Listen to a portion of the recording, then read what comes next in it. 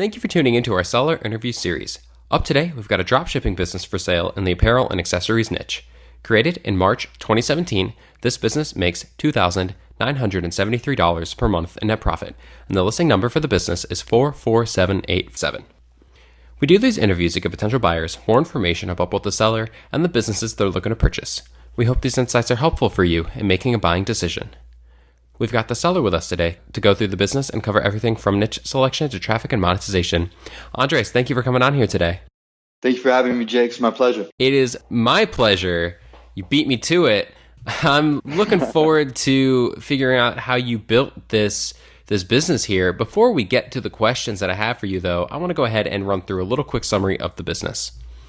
Again, The business was built in March of 2017, has a monthly revenue of $6,051, expenses of $3,078 to make for a net profit of $2,973, which is generated on a 12-month average.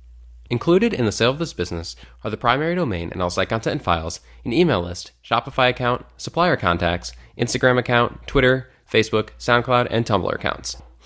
Andres, can you please tell us a little bit about your background in building and running online businesses?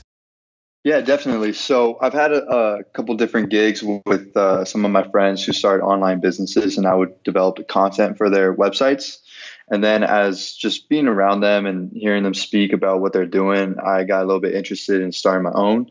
So I started doing a little bit of research, and I created a couple just affiliate sites when I was younger and in high school, and kind of got my toes wet there. And then I moved over to dropshipping. I started studying dropshipping, and I created one website, which, it was a great starter. I learned a lot from that one, but I didn't really scale it because I was just working with few tools, few variables. And then I decided during one winter break to really put my head down and study the industry of dropshipping. And that's when I created this website. You created this all by yourself, correct? Yes. So how does the business primarily make money? So it makes money through, are you talking about as far as marketing? No, I just mean like your revenue. Do you have any streams other than the dropshipping business, or does all of the revenue for the business come from the dropshipping store? Yeah, just dropshipping, no advertisements, no nothing like that, no services. Yeah, just pure dropshipping. So with that said then, why did you decide to settle upon the dropshipping model rather than do something like Amazon FBA, for example? I don't know, it just made sense. Amazon, it's great, and there's a lot of opportunities on Amazon, but I felt like it was just a little saturated being amongst your competitors when someone searches for a product. So I figured that it would be a little bit better to create a store that lives on its own. And when people are on the store, on the website, they're just immersed in the brand of the website. And, if they just look at one web page, it's just the brand's page. It's no one else. Why have you decided to sell this business today rather than keep it yourself? To be honest, I just have different interests. Now that time has gone on, I just graduated college, and I've been working on a couple side projects that have been growing and I feel more passionate about. To be very honest, I created this website with the end goal in mind to sell it, just so I can focus from the very get-go on how to build and structure it into a machine that can be very low maintenance and just be automated and run as smoothly as possible. So I started that from the jump in 2017 to start doing it like that. And it's gotten to a point where it's been, past a year, sustaining, consistent. And I've kind of really figured out all the bottlenecks of the business as far as now, and honed in on all the opportunities and the strengths of it, and kept it going and created a blueprint for it for the next potential owner to, take and run with and have it run smoothly. Mm-hmm. And you definitely have built it. It's been very steady, at least for the last few months. The 1 month in particular I want to touch on, though, is February. Absolutely. So for those of you who don't have the table right in front of you, or I guess the graph, the numbers were very consistent over the last year with a dip down in February, and then March was actually double every other month of the year pretty much. So what happened in February, and then how did you turn it around come March? So what happened in February was kind of I call it as a sacrificial lamb. We just sacrificed February to do a lot of testing as far as marketing goes and product goes. So in February, we started focusing on, hey, let's introduce some apparel and see what we can do with some design. So that took a lot of costs to just get some of the samples made and then go back and forth with a drop shipping manufacturer with a print on demand, and then do a couple photo shoots to prep for the March launch. And that's when we launched a lot of new product in March. And it was right in the beginning of March. And that's kind of what led to really great sales in March and the low sales in February. Is that February was just more of an investment month to invest in the longer term of the company. So then looking at March, then March was much higher than, say, April, May, and June, although April, May, and June were still really high. But so how are you going to duplicate March? Come back with a couple more releases. We did a special merch drop that was more of a special release and limited time. Although it is print on demand, I found that sometimes when you do limited time drops and make them available only for X amount of days, it does far better in sales. So I've just been working with a couple people, a couple designers on new drops for new months. And also I didn't really want to saturate summer with new drops considering what the company sells itself right now, is I wanted it to kind of focus on inventory and on the products that have been like the bread and butter products that have been making it run during the season. So then looking forward then, there's a lot of opportunities for growth, but focusing in on right now, what do you do on the business on a weekly basis to kind of keep it at its current level? Make it a machine, as you said. So aside from just like the basics, like answering any kind of customer emails, which come few and far in between, fulfilling all the orders and answering DMs through Instagram, I make sure to like kind of keep content rolling and sending out some promos to influencers, since influencer marketing is the main marketing tool for this business. So I make sure to send out a couple promo packages weekly, which are very low cost, posting pictures, posting stories on the Instagram, engaging on Instagram just through business development in the DMs, sending certain influencers messages and kind of building relationships, building trust with them to send them products so we can get free word of mouth. And then looking forward, then what are the big opportunities that you see? So the ones I personally see are, if a buyer comes in and is really developed in email marketing, then they could go very heavy in email marketing. That is not one of my strengths. So it's been underutilized in this business, but it's also a plus sign because the email list hasn't been bombarded with so many emails that they're kind of tired and immune to seeing the company pop up in their email list. But it's also underutilized, as you said, but it still has over 4,000 subscribers on that list. So that's a large number of people who can be marketed to. Absolutely. It's closer to 5,000 now. I've been doing some efforts growing that email list ever since I listed the company. So I've done a couple plugins to capture emails at a larger rate. So yeah, we've been growing the email list. I'm very proud of that. And we have been doing a couple more email marketing, just soft pushes and testing the response rate. And we have a pretty good response rate. It's about 10% click rate.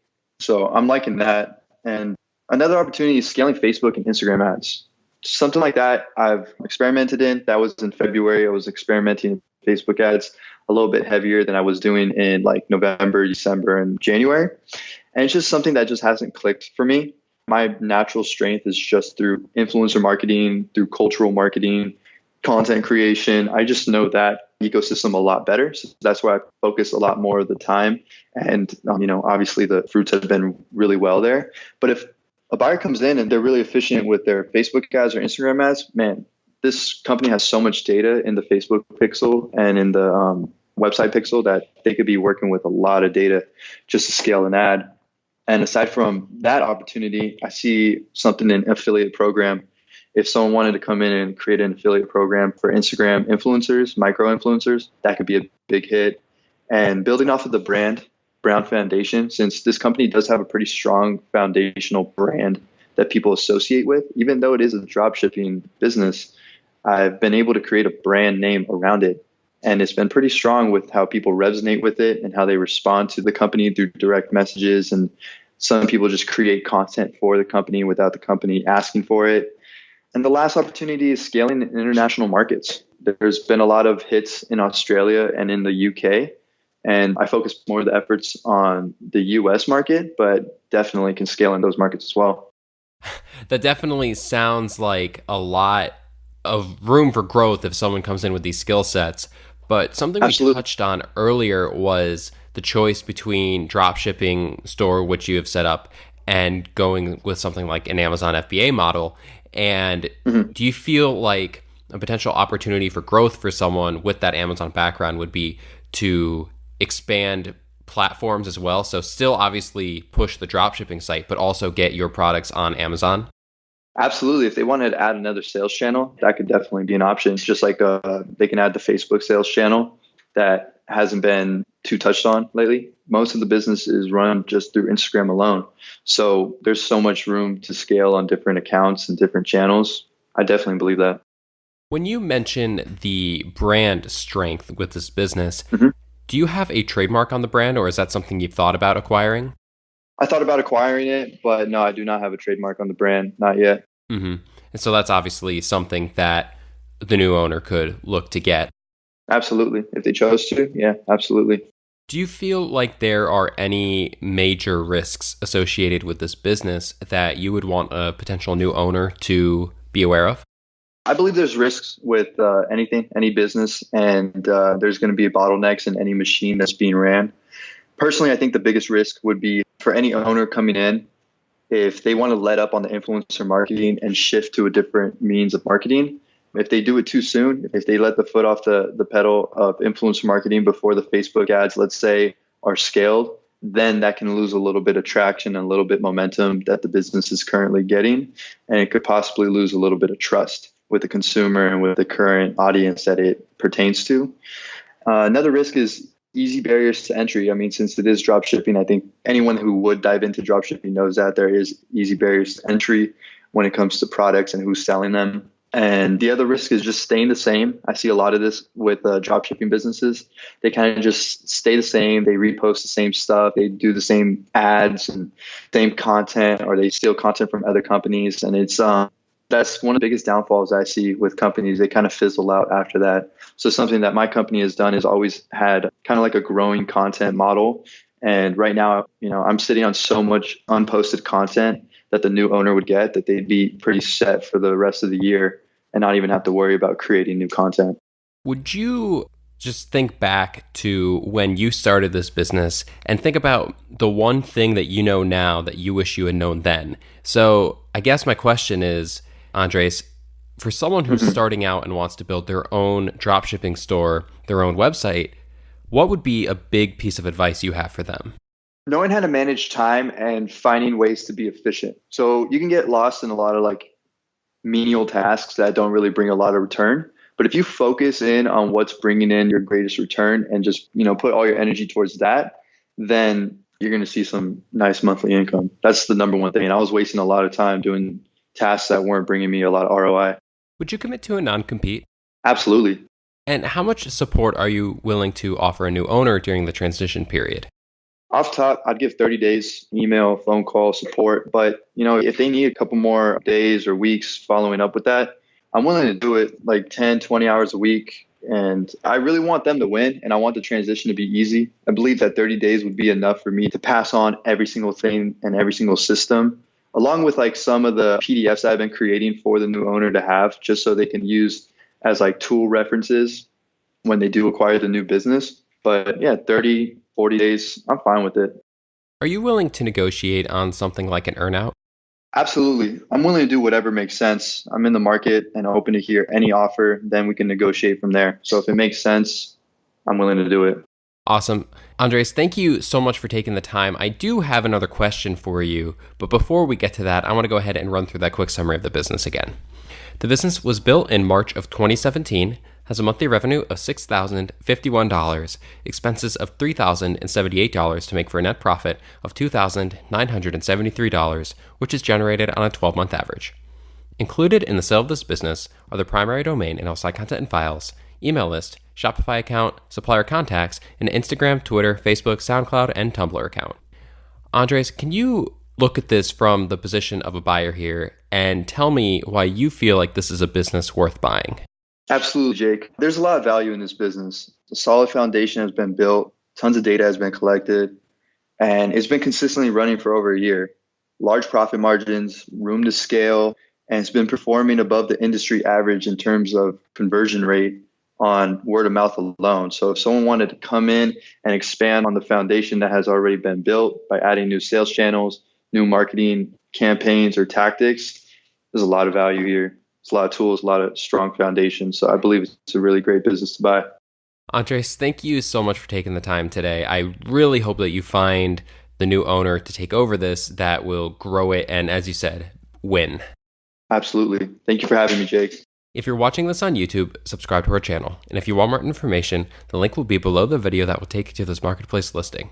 If you're watching this on the listing site and want more information, become a depositor today. When you make the deposit, one of our business advisors will be in contact with you. You'll be given everything you need to review this business. Have a great day.